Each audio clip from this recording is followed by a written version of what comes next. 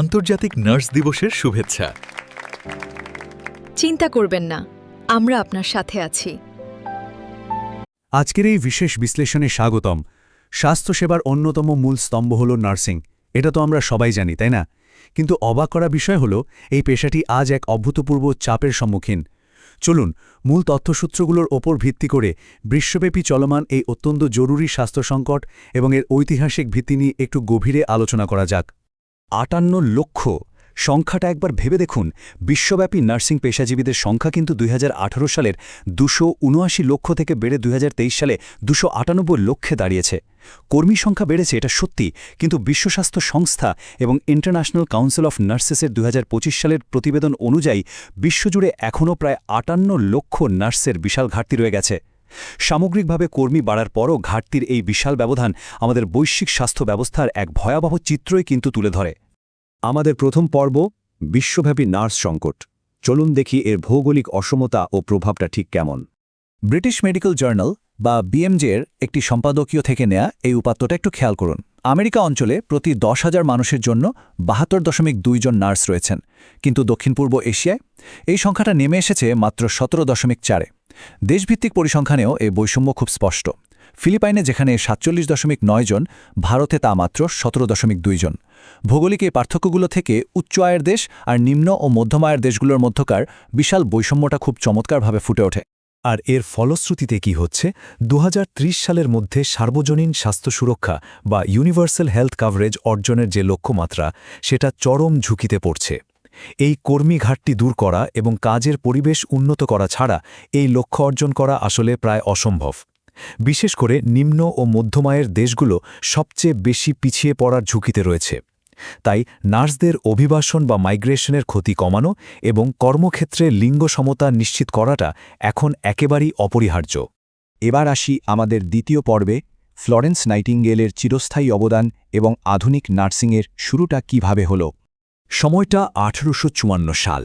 ক্রিমিয়ার যুদ্ধের সময় স্কুটেরির সেলিমিয়ে ব্যারাকে মাত্র 38 জন প্রশিক্ষিত নার্স নিয়ে ফ্লোরেন্স নাইটিঙ্গেল যখন পৌঁছান, সেখানকার পরিস্থিতি ছিল রীতিমতো ভয়াবহ।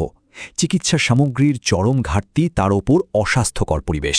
রোগের সংক্রমণ সেখানে প্রাণঘাতী রূপ নিয়েছিল।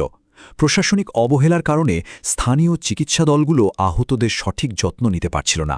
ঠিক এই ভয়াবহ পরিবেশের মধ্যেই তিনি সেবার এক নতুন দিগন্ত উন্মোচন করেছিলেন। তিনি কিন্তু শুধু সেবাই দেননি, পুরো বিশৃঙ্খল পরিস্থিতিটাকে বদলে দিয়েছিলেন। নার্সিংকে একটি বিজ্ঞানভিত্তিক ও সম্মানজনক পেশায় রূপান্তরিত করার মূল কারিগর তিনি। ক্রিমিয়া থেকে ফিরে তিনি নাইটিঙ্গেল ফান্ডের সাহায্যে 85,000 ফ্রাঙ্ক সংগ্রহ করে 1860 সালে সেন্ট থমাস হাসপাতালে নাইটিঙ্গেল ট্রেনিং স্কুল প্রতিষ্ঠা করেন। এই অসাধারণ অবদানের স্বীকৃতিস্বরূপ 1883 সালে রানী ভিক্টোরিয়া তাকে রয়্যাল রেড ক্রস পদক প্রদান করেন এবং 1907 সালে প্রথম নারী হিসেবে তিনি মর্যাদাপূর্ণ অর্ডার অফ মেরিট খেতাব লাভ করে ইতিহাস গড়েন। সত্যি অসাধারণ, তাই না? আমাদের আলোচনার তৃতীয় পর্ব, সেবাদানের মৌলিক তত্ত্ব, অর্থাৎ পরিবেশ কিভাবে রোগীর আরোগ্য লাভে ভূমিকা রাখে। নাইটিঙ্গেলের লেখাগুলোতে সবসময় ভৌত পরিবেশের উপর সবচেয়ে বেশি জোর দেওয়া হয়েছে। তার মতে একটি স্বাস্থ্যকর পরিবেশের জন্য 5টি মৌলিক উপাদান একদম অপরিহার্য। এগুলো হলো বিশুদ্ধ পানি, বিশুদ্ধ বাতাস, কার্যকর পয়ঃনিষ্কাশন বা ড্রেনেজ ব্যবস্থা, পরিচ্ছন্নতা এবং পর্যাপ্ত আলো, বিশেষ করে সরাসরি সূর্যের আলো। তিনি খুব স্পষ্টভাবে বলেছিলেন যে এই উপাদানগুলো ছাড়া কোনো ঘরই স্বাস্থ্যকর হতে পারে না। আর ভেবে দেখুন, আধুনিক চিকিৎসাবিজ্ঞানও কিন্তু এই ধারণাগুলোর প্রাসঙ্গিকতা বিন্দুমাত্র কমেনি।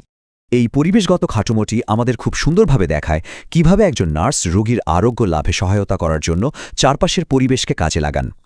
শব্দ নিয়ন্ত্রণ, সঠিক পুষ্টি, আলো বাতাস চলাচলের ব্যবস্থা, এসব পরিচালনা করেই নার্সরা রোগীর পুনরুদ্ধারের জন্য সবচেয়ে ভালো পরিবেশ তৈরি করেন।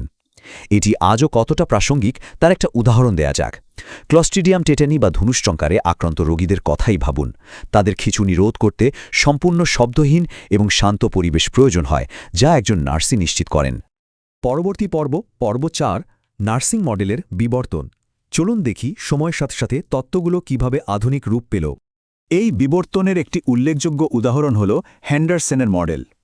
তার মতে প্রতিটি মানুষের কিছু মৌলিক স্বাস্থ্যগত চাহিদা থাকে, আর একজন নার্সের কাজ হল সেই ব্যক্তিকে স্বাস্থ্য, স্বাধীনতা বা অন্তত একটি শান্তিপূর্ণ মৃত্যু অর্জনে সহায়তা করা। এটি মূলত শারীরবৃত্তীয় এবং মানসিক ভারসাম্যের মাধ্যমে মানুষের পূর্ণতা অর্জনের উপর জোর দেয়। এরপর আসে ডোরোথিয়া ওরেমের সেলফ কেয়ার বা নিজের যত্ন নেওয়ার তত্ত্ব। এখানে খুব চমৎকার একটি বিষয় তুলে ধরা হয়েছে। যখন কোনো রোগীর নিজের যত্ন নেওয়ার ক্ষমতা বা সেলফ কেয়ার এজেন্সি তার চাহিদার বা ডিম্যান্ডের তুলনায় কমে যায়, তখন সেখানে স্বাভাবিকভাবেই একটি ঘাটতি বা ডেফিসিট তৈরি হয়। ঠিক এই ঘাটতি পূরণের জন্যই কিন্তু নার্সিং সেবার প্রয়োজন দেখা দেয়। তখন নার্সরা রোগীদের নির্দেশিকা, সমর্থন এবং শিক্ষাদানের মাধ্যমে সাহায্য করে থাকেন।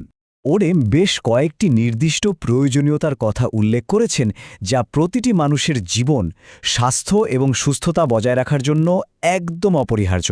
এর মধ্যে রয়েছে পর্যাপ্ত বাতাস, পানি এবং খাবার গ্রহণ, সঠিক বর্জ্য নিষ্কাশন, কার্যকলাপ ও বিশ্রামের মধ্যে ভারসাম্য বজায় রাখা, সামাজিক মেলামেশা এবং জীবনের ঝুঁকি প্রতিরোধ করা।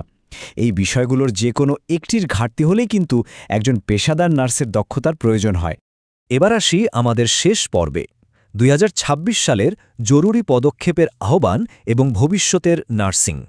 এত সব চ্যালেঞ্জের প্রেক্ষাপটেই ইন্টারন্যাশনাল কাউন্সিল অফ নার্সেস বা ICN 2026 সালের আন্তর্জাতিক নার্স দিবসের জন্য একটি অত্যন্ত শক্তিশালী থিম ঘোষণা করেছে। সেটি হল আমাদের নার্স, আমাদের ভবিষ্যৎ, ক্ষমতায়িত নার্সরাই জীবন বাঁচায়। বৈশ্বিক সংঘাত, জলবায়ু পরিবর্তন এবং ক্রমবর্ধমান স্বাস্থ্যসেবার চাহিদার এই চরম সংকটের মুহূর্তে নার্সরাই কিন্তু প্রতিনিয়ত স্বাস্থ্য ব্যবস্থাকে টিকিয়ে রাখছেন। তাই তাদের কাজের পরিবেশ নিরাপদ এবং প্রভাব বিস্তারকারী করাটা এখন সবচেয়ে বেশি জরুরি। এখানে সবচেয়ে গুরুত্বপূর্ণ বিষয়টি হল এই ক্ষমতায়নের প্রকৃত অর্থ অনুধাবন করা। ICN সভাপতি হোসে লুইস কোবোস সেরানো একটি চমৎকার কথা বলেছেন। তিনি জোর দিয়ে বলেছেন যে নার্সদের ব্যতিক্রমী যত্ন প্রদানের জন্য প্রয়োজনীয় কর্তৃত্ব, সংস্থান এবং কাজের পরিবেশ অবশ্যই নিশ্চিত করতে হবে। প্রকৃত ক্ষমতায়ন মানেই হল সেই সব বাধা দূর করা যা নার্সদের তাদের পূর্ণ জ্ঞান ও দক্ষতা প্রয়োগে বাধা দেয়। এর মাধ্যমেই ভবিষ্যতের স্বাস্থ্যসেবা রূপদানে তাদের কণ্ঠস্বর আরও জোরালো হবে। তাহলে সমাধান কি? নার্সিং পেশায় নতুনদের আকৃষ্ট করতে এবং বর্তমান কর্মীদের ধরে রাখতে আমাদের বেশ কিছু সুনির্দিষ্ট পদক্ষেপ নিতে হবে। যেমন ধরুন, নিরাপদ কাজের পরিবেশে বিনিয়োগ করা, ন্যায্য পারিশ্রমিকের ব্যবস্থা করা, নার্সদের জন্য নেতৃত্বের সুযোগ সৃষ্টি করা এবং বৈশ্বিক অভিবাসন বা দেশান্তরের ক্ষতিকর দিকগুলো কমানো। ফ্লোরেন্স নাইটিঙ্গেলের ঐতিহাসিক পরিবেশগত মানদণ্ডগুলো যেমন সে সময় রোগীদের জন্য জরুরি ছিল, আজকের দিনে কর্মস্থলের এই আধুনিক চাহিদাগুলো নার্সদের জন্য ঠিক ততটাই গুরুত্বপূর্ণ, তাই না? আজকের এই বিশ্লেষণটি শেষ করার আগে BMJ সম্পাদকীয় থেকে নেওয়া একটি প্রশ্ন সবার ভাবনার জন্য রেখে যেতে চাই। নার্স ছাড়া কি সত্যিই সার্বজনীন স্বাস্থ্য সুরক্ষা বা ইউনিভার্সাল হেলথ কভারেজের অস্তিত্ব থাকা সম্ভব? মানব সভ্যতার ইতিহাস, নাইটিঙ্গেলের পরিবেশগত তত্ত্ব এবং আধুনিক চিকিৎসাবিজ্ঞানের উপাত্ত খুব স্পষ্টভাবে বলে যে নার্সরাই হলেন স্বাস্থ্য ব্যবস্থার মূল চালিকা শক্তি। তাদের ক্ষমতায়ন এবং সঠিক মূল্যায়ন ছাড়া একটি সুস্থ ও নিরাপদ ভবিষ্যৎ কল্পনা করা একেবারেই অসম্ভব। আমাদের এই সম্পূর্ণ বিশ্লেষণটি মনোযোগ দিয়ে শোনার জন্য অসংখ্য ধন্যবাদ।